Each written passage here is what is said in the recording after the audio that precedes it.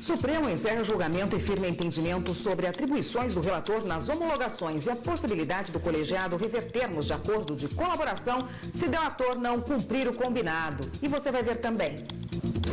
Polícia Federal cumpre mandados da Justiça contra organização criminosa especializada em crime de extorsão mediante sequestro. Justiça Federal dá mais 4 meses de prazo para BHP Billiton e Vale implementarem acordo em ação de 150 bilhões de reais decorrente do desastre da Samarco em 2015. Ministro Marco Aurélio do Supremo Tribunal Federal assegura repasse de royalties do petróleo com correção monetária ao Estado do Rio.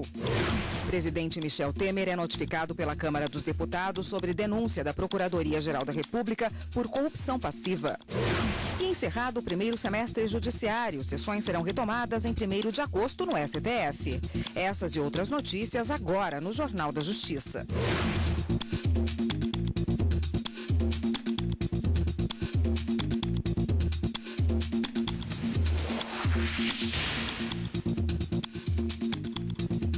Olá, boa tarde para você. A Polícia Federal cumpre mandados da Justiça hoje na Operação Grajaú, em São Paulo. O objetivo é desarticular uma organização criminosa especializada no crime de extorsão mediante sequestro. A repórter Evne Araújo, ao vivo, tem as informações para a gente. Boa tarde, Evne. Oi, Érica, boa tarde. De acordo com as investigações, essa quadrilha sequestrava parentes de funcionários da Caixa Econômica Federal e, como resgate, pediam a abertura dos cofres dos bancos. Foram cumpridos 8 mandados de prisão preventiva e 9 de busca e apreensão na capital paulista. 7 pessoas já estão presas e materiais foram apreendidos, materiais que eram utilizados na prática desse crime, como armas, munições e até explosivos. Os detidos devem responder pelo crime de extorsão mediante sequestro com penas que variam de 12 a 20 anos de prisão, Érica.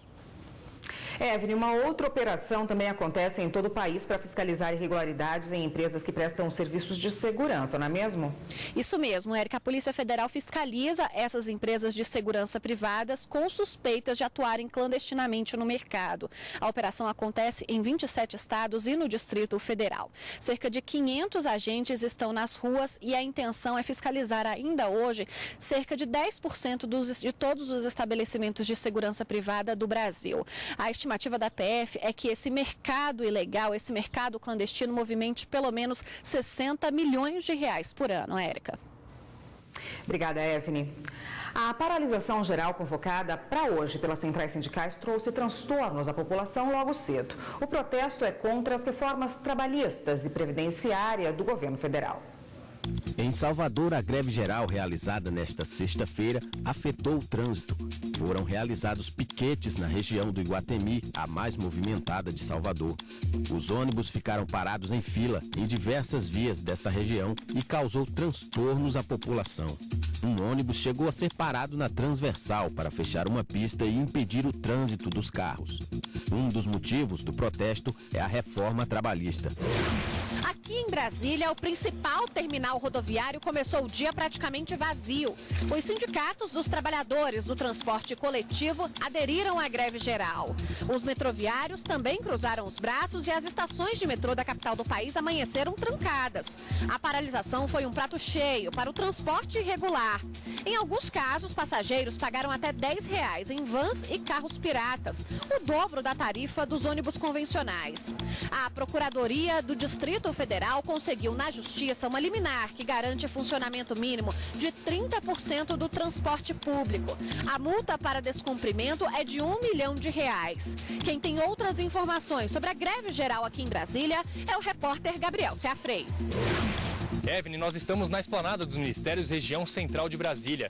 Todas as vias de acesso a esta área estão fechadas desde a meia-noite. Motoristas que precisam chegar até o trabalho têm que encontrar rotas alternativas. A Polícia Militar do Distrito Federal deslocou mais de 2.000 policiais para a esplanada, inclusive com a cavalaria. Quem precisa passar a pé por aqui é obrigado a abrir bolsas e mochilas para os policiais fazerem a revista. A Força Nacional também está mobilizada em vários pontos. Os ministérios estão fechados e os servidores foram liberados. Com isso, não haverá expediente nesta sexta-feira. Por enquanto, não foram registrados conflitos aqui na esplanada. E a repórter Evne Araújo está com o advogado e vai falar sobre os direitos de greve e de ir e vir. Evne. Oi, Érica, eu estou aqui com o advogado Antônio Rodrigo Machado. Ele vai explicar para a gente um pouco melhor sobre o direito de greve. Doutor, boa tarde, bem-vindo ao Jornal da Justiça, primeira edição. O direito à greve é constitucional? Explica isso para a gente. O direito à greve é algo constitucional, é um direito dos trabalhadores em geral, é também um direito dos servidores públicos. Tanto o artigo 9º quanto o artigo 37 da Constituição assegura essa forma de pressão dos trabalhadores em prol de um objetivo. Hoje, por exemplo, essa greve está relacionada a algumas pautas legislativas que dizem respeito aos direitos dos trabalhadores, seja a reforma da Previdência, seja a reforma trabalhista. Então, é um direito da classe trabalhadora exercer essa garantia constitucional em prol daquilo que entende, que compreende, que é muito importante para a sua vida, para o seu cotidiano. Até onde, o direito à greve ele pode ou não interferir no direito das pessoas de irem e virem, ou até nessa questão de serviços essenciais prestados à comunidade? Na verdade, o direito à greve ele também envolve um conflito entre diversos princípios constitucionais. Ao mesmo tempo que tem o direito de ir e vir das pessoas, você tem o direito à greve. Então, isso precisa entrar em acordo. Então, nesse caso específico, alguns serviços precisam ter um número mínimo de continuidade, a exemplo do serviço de transporte, como também o serviço de saúde. Os trabalhadores vão exercer esse direito de forma bem regulamentada, digamos assim, pela lei trabalhista, que é aplicada também aos servidores públicos, e isso faz com que todo mundo possa ter a garantia constitucional e seguir a vida com muita tranquilidade. Ótimo, muito obrigada pela participação. Érica, nós voltamos ao estúdio. Obrigada, Evne.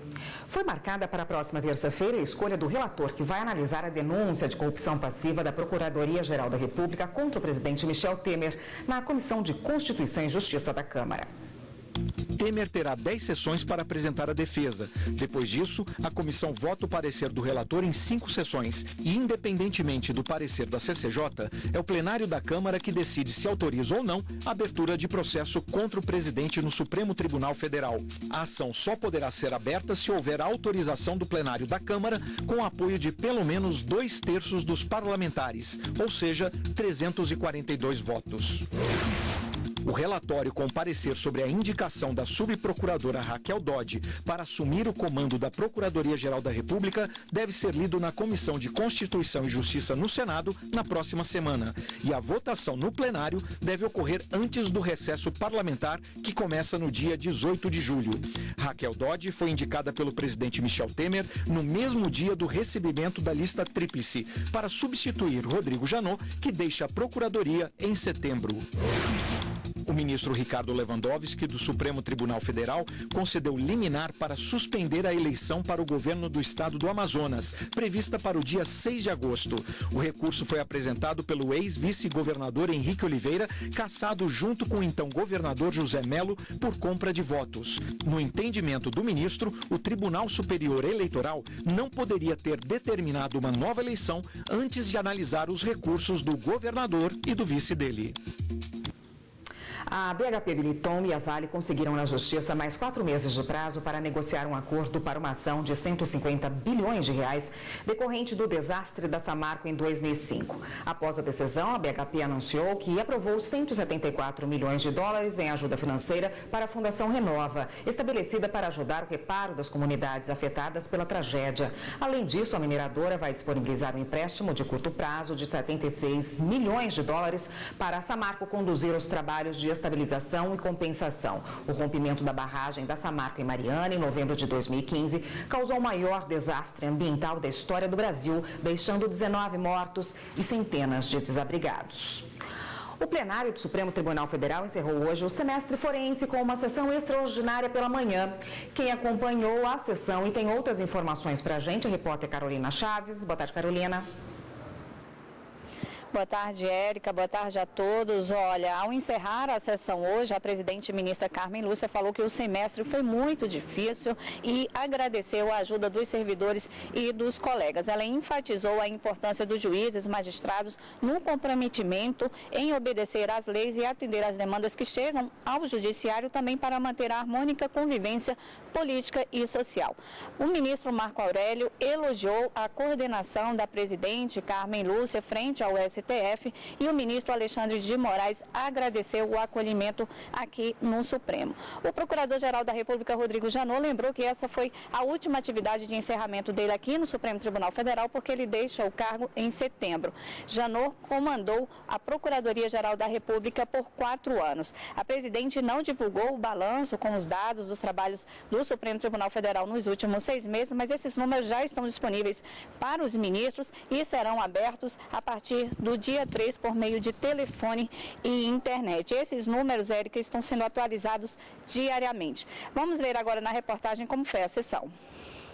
A primeira ação a ser analisada foi um pedido da Associação dos Magistrados Brasileiros para considerar inconstitucional a emenda à Constituição do Estado do Piauí, que alterou a aposentadoria compulsória de magistrados e servidores públicos estaduais de 70 para 75 anos. A representante do Conselho Federal da Ordem dos Advogados do Brasil sustentou que essa mudança viola a Constituição Federal, que determina a aposentadoria compulsória aos 70 anos. Ela pede também para que o reconhecimento da inconstitucionalidade tem efeito retroativo. O relator, ministro Edson Fachin, aceitou o pedido da associação e afirmou que a emenda da Constituição do Piauí já nasceu inconstitucional. Ele foi seguido por todos os ministros.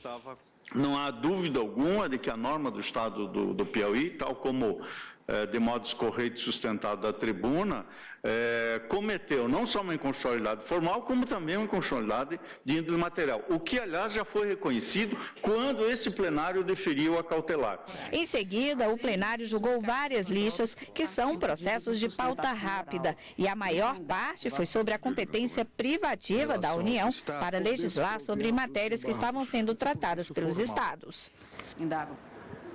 Olha, Érica, o segundo semestre forense começa no dia 1º de agosto, com sessão extraordinária prevista para as 9 da manhã. E na pauta de julgamento já estão previstos 6 processos para serem analisados, 4 de repercussão geral. Os julgamentos nas turmas do STF também serão retomados no dia 1º, a partir das 2 da tarde. E a presidente do Supremo Tribunal Federal e do Conselho Nacional de Justiça também reabrem os trabalhos nesse dia, no dia 1º de agosto, a partir das 2 da tarde.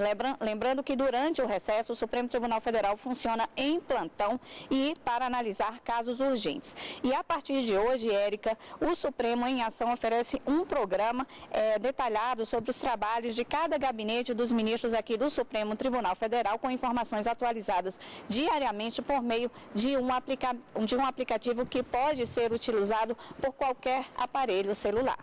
Érica. Obrigada, Carolina. O ministro Marco Aurélio do Supremo Tribunal Federal concedeu uma liminar assegurando ao Estado do Rio de Janeiro o repasse dos valores relativos aos royalties do petróleo com correção monetária. Vamos entender esse caso com a repórter Viviane Novaes, que tem as informações para a gente. Boa tarde, Viviane. Boa tarde, Érica. Olha, o governo do Rio havia pedido a correção monetária entre o dia em que a União recebe os royalties do petróleo e o dia em que eles são repassados para o Estado. O ministro Marco Aurélio entendeu que a correção que é feita pelo Banco Central é devida e não traz prejuízo para a União. Ele ainda determinou que a transferência dos valores para o Estado do Rio seja feita a partir da publicação da decisão liminar. Érica. Obrigada, Viviane. E você vai ver no próximo bloco do Jornal da Justiça. O Supremo encerra julgamento e firma entendimento sobre atribuições do relator nas homologações e a possibilidade do colegiado rever termos de acordo de colaboração. Voltamos em instantes.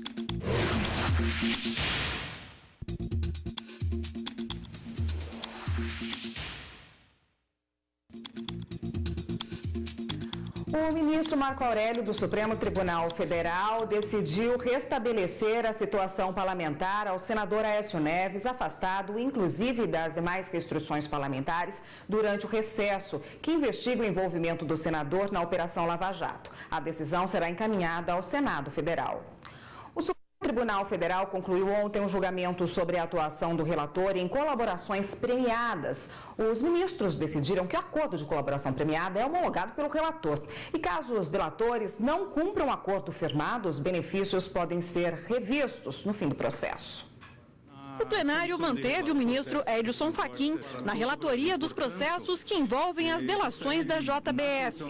Além disso, ficou decidido que cabe ao relator homologar monocraticamente os acordos de colaboração premiada e que os benefícios concedidos aos delatores podem ser revistos pelo colegiado no fim do processo se o acordo não for cumprido. Acordo homologado como regular, voluntário e legal gera vinculação condicionada ao quê? A que o colaborador cumpra os deveres assumidos na colaboração. No meu modo de ver, não há distância disso para o direito subjetivo do colaborador, é uma forma apenas de expressão, mas foi a expressão que aqui utilizei, vinculação condicionada ao cumprimento dos deveres assumidos pela colaboração, salvo ilegalidade superveniente apta a justificar nulidade ou anulação do negócio jurídico. Vossa Excelência está afirmando que o juiz ou o colegiado, no caso do voto de Vossa Excelência, poderá apreciar os efeitos que foram produzidos daqueles termos acordados, incluídos aí outros fatos supervenientes ou de conhecimento posterior, é isso? Fatos supervenientes ou de conhecimento superveniente. É isso, ou seja, o colegiado poderá, o colegiado apreciará.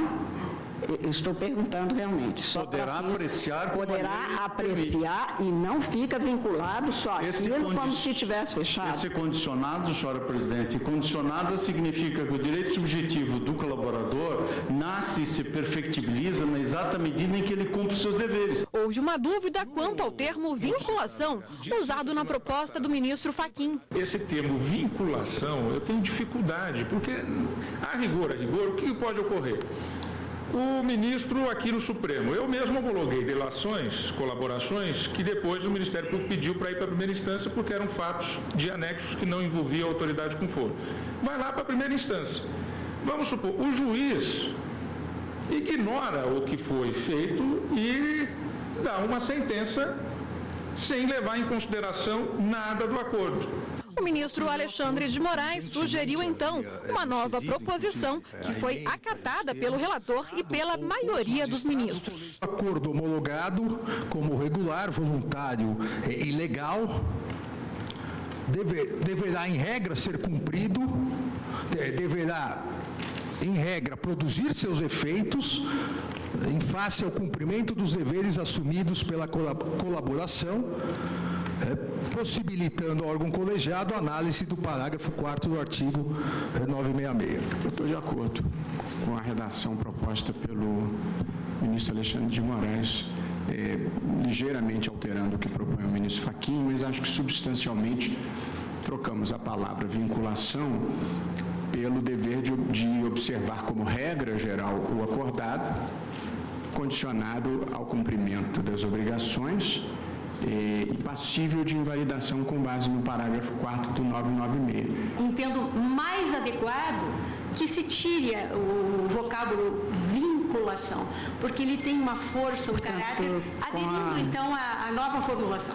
A ministra Carmen Lúcia lembrou que em janeiro, durante o recesso do Judiciário e após a morte do ministro Teori Zavascki, homologou acordos seguindo o que diz a legislação e no tempo necessário. As 77 delações que me foram apresentadas no dia 19 de dezembro ficaram comigo do dia 19 de dezembro ao dia 29 de janeiro e, portanto, o ministro Teori Zavascki disse que não pararia de trabalhar e que continuaria e colocou à minha disposição no exercício da presidência, a equipe dele de juízes, foi tudo feito nos termos da legislação, com regularidade, e acho que foi muito público, porque foi filmada madrugadas de domingo, madrugadas de sábado, deixando inclusive de viajar para visitar até mesmo meu pai, que estava morrendo, como morreu 9 dias depois, exatamente para fazer face à minha função.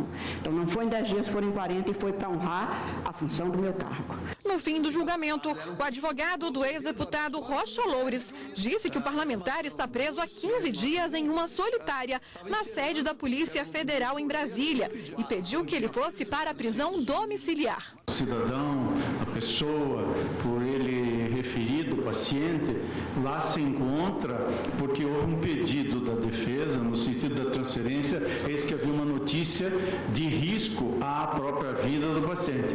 E em relação a isso, em seguida apontou-se que as circunstâncias não seriam apropriadas, foi ouvido o Ministério Público, foi ouvida a própria Polícia Federal, recebi o retorno desta informação e, obviamente, estou com a matéria para decidir. Ainda durante a sessão, os ministros mantiveram o entendimento do presidente Michel Temer, que quando era presidente da Câmara dos Deputados, permitiu a análise de matérias, mesmo quando a pauta da casa estiver trancada por medidas provisórias.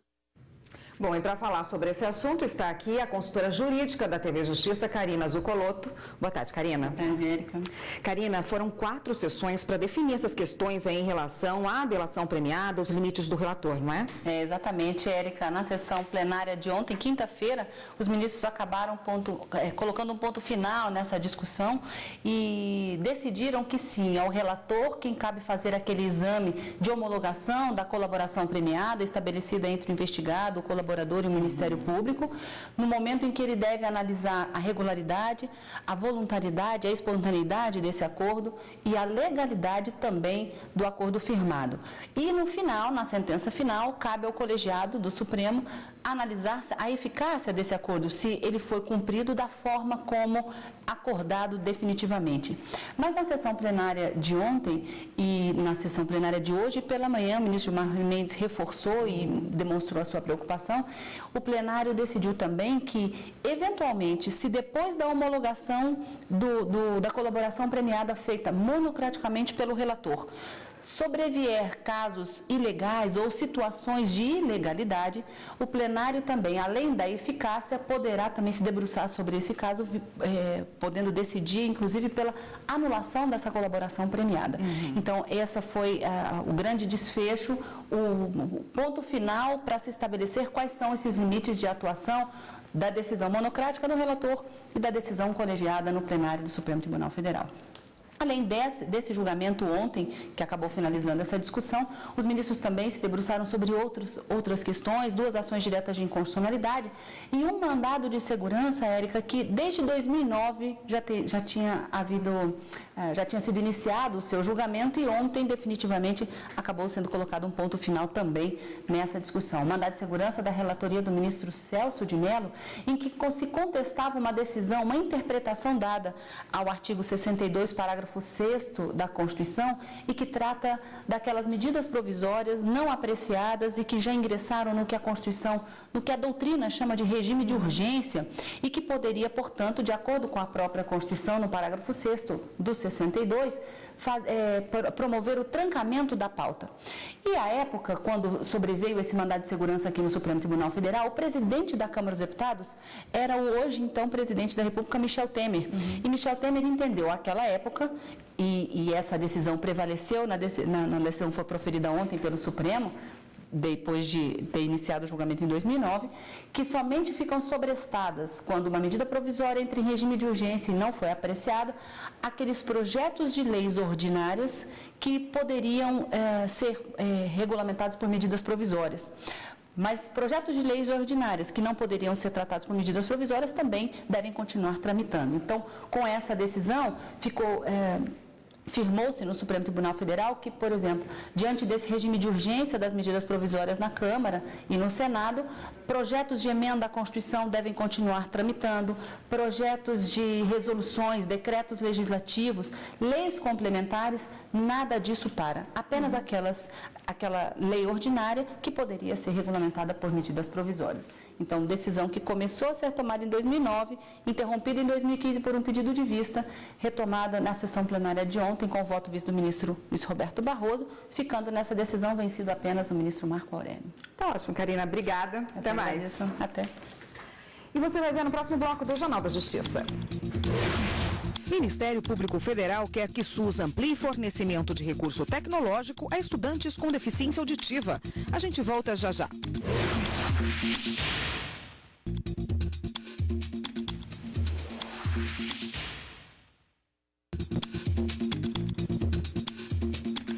O Ministério Ministério Público Federal de Minas Gerais recomendou que o SUS, o Sistema Único de Saúde, forneça equipamentos para todos os estudantes com deficiência auditiva e não apenas para alunos com até 17 anos, como é feito hoje. Imagina não escutar bem o que o professor diz. O aprendizado, claro, não vai ser dos melhores, né? Quem já enfrenta essa dificuldade por ter alguma deficiência auditiva ainda encontra outro obstáculo, a idade. É que o aluno com mais de 17 anos não tem acesso a esse aparelho. Um microfone sem fio que transmite o sinal da fala do professor para um receptor conectado a um aparelho auditivo usado pelo aluno. O equipamento faz parte do sistema de frequência modulada pessoal e permite ao estudante escutar com mais nitidez a voz do professor. A Procuradoria Regional dos Direitos do Cidadão do Ministério Público Federal de Minas Gerais recomendou ao Ministério da Saúde que o sistema seja ampliado. A recomendação reforça que o Estatuto da Juventude considera jovens pessoas entre 15 e 29 anos e que os estudantes com essas idades devem ter acesso ao equipamento. O aluno com mais de 29 anos não ficaria de fora, bastaria apenas comprovar a condição de estudante. Para o procurador Helder Magno, hoje esse critério de aplicação da política pública é discriminatório e arbitrário por colocar em situação de desigualdade indivíduos iguais. O procurador também alertou que a incorporação de novas tecnologias de competência da Comissão Nacional do SUS não age de maneira proativa, mas somente quando provocada. O MPF deu um prazo de 15 dias para obter uma resposta da Secretaria de Atenção à Saúde. O Superior Tribunal de Justiça julgou mais de 237 mil processos nos primeiros 6 meses deste ano. Os números foram divulgados hoje durante a sessão de encerramento do semestre forense.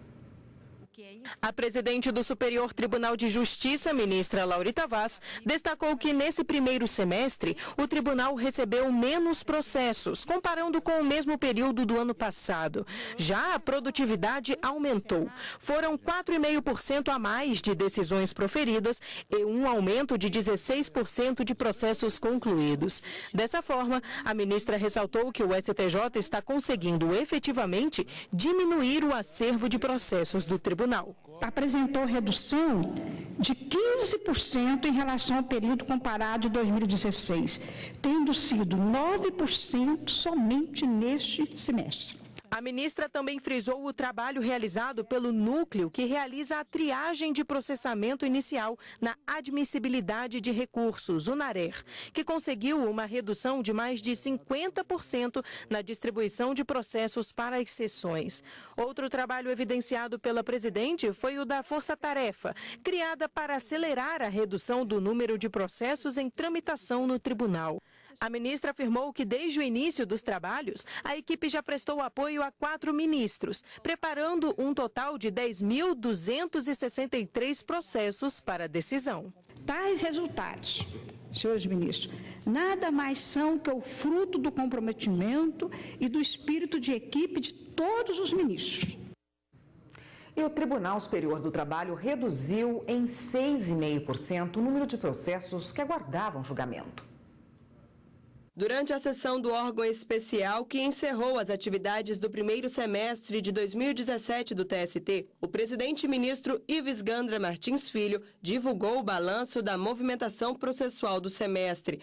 Até junho deste ano, houve um aumento de 3% no número de processos recebidos no TST. Mas o estoque geral das ações que estão no tribunal reduziu em 6,5%. Atualmente, há 240 mil processos aguardando julgamento. Ainda durante a sessão, o presidente aproveitou para homenagear o ministro Barros Levenhagen, que se aposenta em agosto deste ano, após 37 anos na magistratura, sendo 18 deles no TST. E no meu caso, que entrei com Sua Excelência, eu digo, é esse exemplo que eu quero seguir em todo o tempo em que for magistrado. Fica aqui, ministro Levenhagen, meu registro de pesar por não estar mais com Vossa Excelência, mas de homenagem a Vossa Excelência por tudo que fez pela Justiça do Trabalho. O ministro Barros Levenhagen afirmou que deixa o TST com a sensação de dever cumprido. Tenho certeza que eu saio com uma tristeza muito grande pela perda da convivência com os colegas, aos quais eu sempre disse que mais do que colegas são meus amigos. Mas saio também com a consciência do dever cumprido, as mãos limpas e a certeza de ter podido contribuir para o enaltecimento do TST e do Judiciário, de um modo geral. Com o encerramento do semestre e o início do recesso do Judiciário, que vai de 3 a 31 de julho, o expediente no Tribunal Superior do Trabalho será de 1 às 6 horas da tarde. No entanto, as áreas ligadas a serviços processuais vão ficar de plantão para atendimento ao público das 9 horas da manhã às 6 horas da tarde. O que há de novo na agropecuária? A resposta você confere no Meio Ambiente por Inteiro, que vai tratar o tema em 2 programas que vão falar sobre a tecnologia de ponta para pequenos e médios e até grandes produtores, inovações para produzir mais, reaproveitar recursos naturais e preservar o meio ambiente. O Meio Ambiente por Inteiro é amanhã, ao 12h30. E o Jornal da Justiça, primeira edição de hoje, fica por aqui. Uma ótima tarde para você, excelente fim de semana. Até segunda-feira.